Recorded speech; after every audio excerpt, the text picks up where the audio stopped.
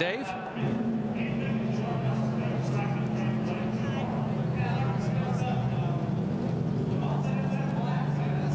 Guys, just waiting for radio to finish up here with Carl Edwards. He has just taken on that little task right there. So he had a great run today and came from way back at a restart, 24th. And Jason Hedleski, your spotter, said, I felt like an auctioneer. How did you guys get to the front? I was sold on what he was saying. My guys worked really hard. This car was not that good at the beginning. They got it better and better. In the end, man, I could race real hard. Real proud of all the guys. Dan and I worked really well together. It was cool. And there at the end, man, it was so cool. Clint was pushing me, and I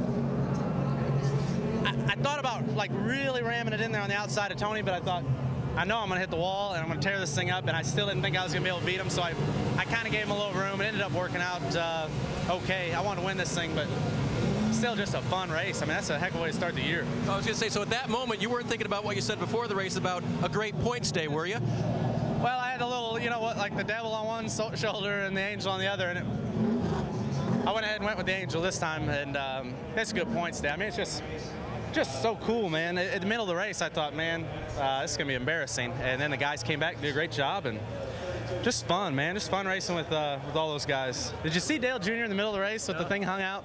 That was fun. And at the end, coming off the last corner, that was fun. I mean, I'm ready for tomorrow.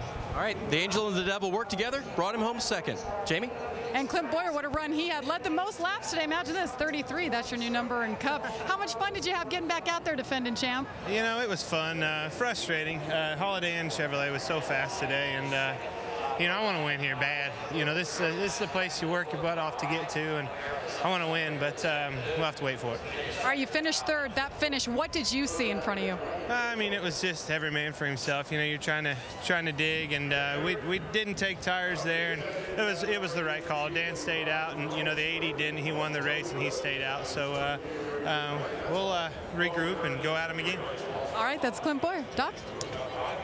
Tony Stewart, 4 wins at Daytona in February, and folks, he had to pass 23 cars and 11 laps to come from the back of the pack to get there. And now he's in victory lane.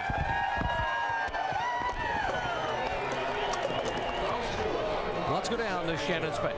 Well, Doc, isn't this a familiar sight?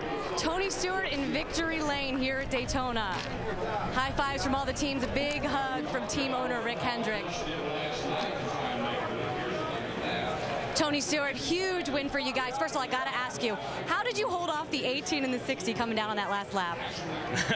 Not very well almost, but got really, really loose. Kyle pushed me all the way through the corner. It was, if I'd have spun or crashed, I was going to have it out with him on that one. But I don't know how we held on to it, but I think he kind of cut us a break off of 4-2, so he kind of let us back in. But, man, just this HendrickCars.com Chevy is awesome, and thank the fans, man. They've been so good to us, and it's been awesome being back in a Chevy this year. But it's fun to come here with Lance McGrew and these guys on this 80 car and all the 80 franchisees. That's what the number's for, is 80 franchisees at HendrickCars.com, and got a lot of neat cars, so maybe Hendrick will get me one now. Busy off season for you, busy speed weeks. First win here this week.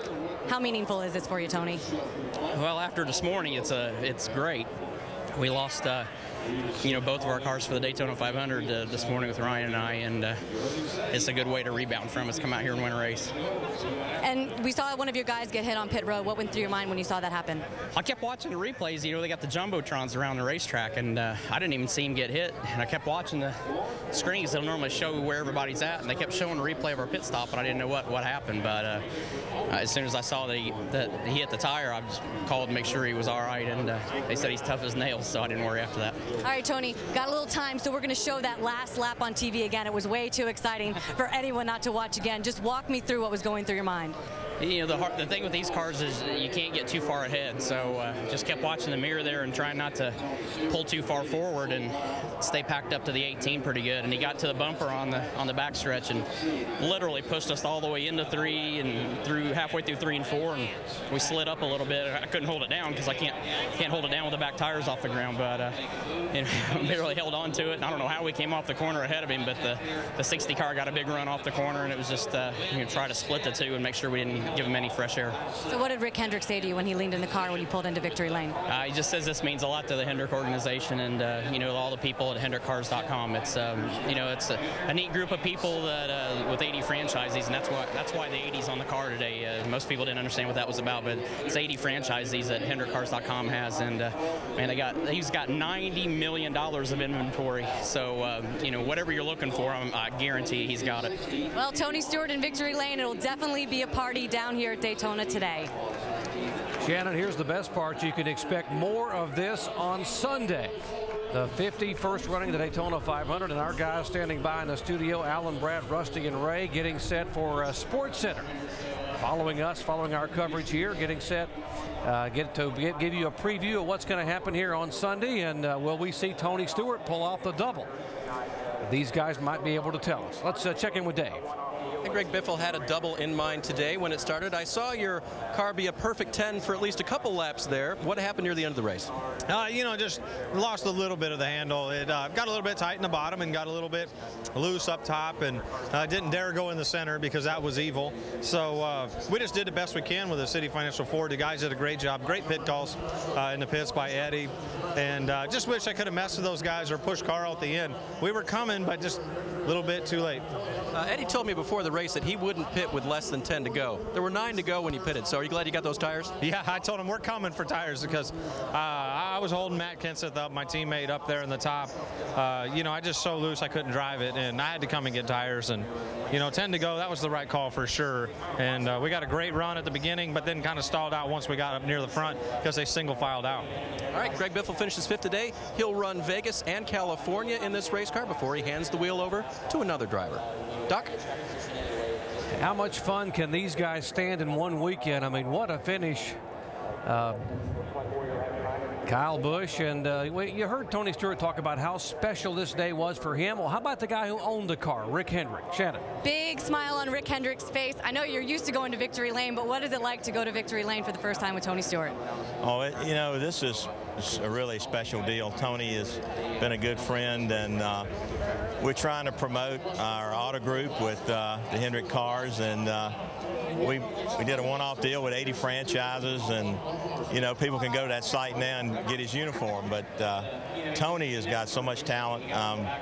Just proud to win a race with him. It's hard to win a race down here. He drove his butt off, and Lance and the guys did a super job. The engine shop, just real proud of them, and it's really neat. It's an unbelievable feeling, and boy, he put on a show. That was a good race. Yeah, you've seen some exciting finishes in your lifetime in this career in NASCAR. Tell me what was going through your mind when Tony Stewart coming down the front stretch to take that checkered.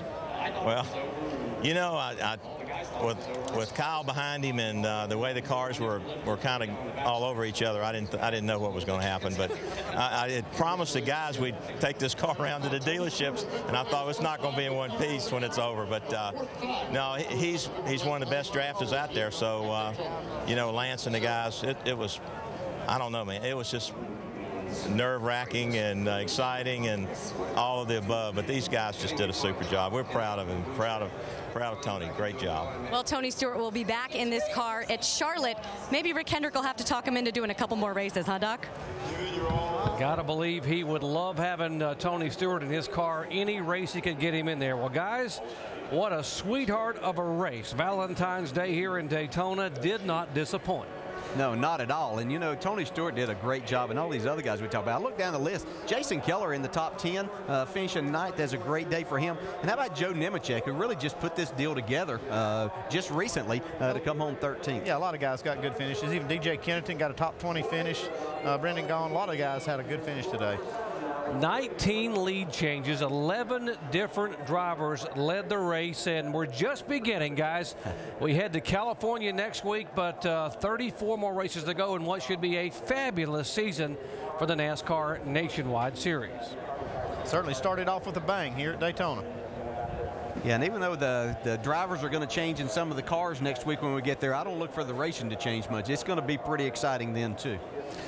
For the 4th time at Daytona in February, the name works. Yes, Tony Stewart's nickname is Smoke, and once again, as he did a year ago, Tony smoked him on the last lap, holding off to win it here in February at Daytona.